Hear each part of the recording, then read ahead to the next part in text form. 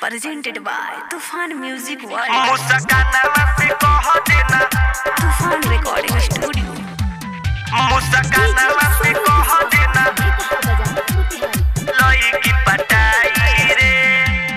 तहर दिन रात कटताबे जानी में हम रहतानी बड़ी परेशानी में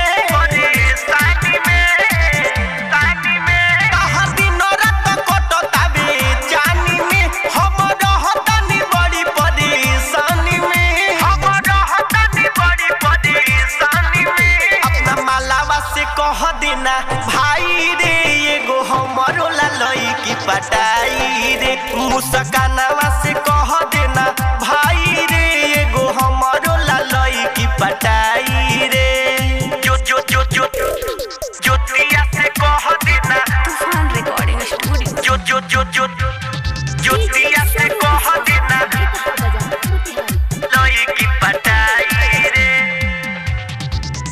गुड करिया चली होखे मुहावा पानी प्यार में होखे खाली हमारे दीवानी गुड करिया चली होखे मुहावा पानी प्यार में होखे खाली हमारे दीवानी खाली बिकली मिले हमसे आई रे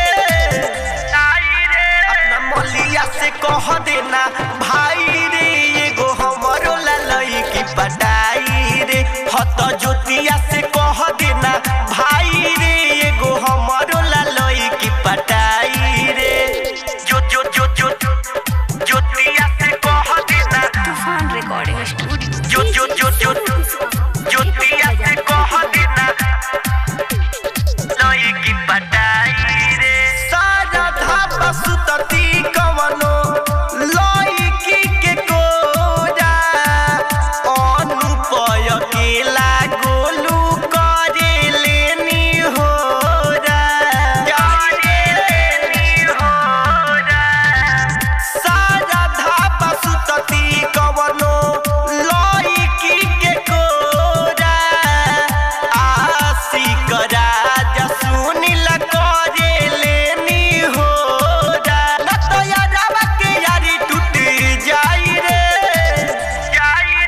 भलो भलिया से कह देना भाई रे एगो हमरो ला लई की पटाई रे हपाइलावा से कह देना भाई रे एगो हमरो ला माल ओटियाई रे Presented by Tufan Music World.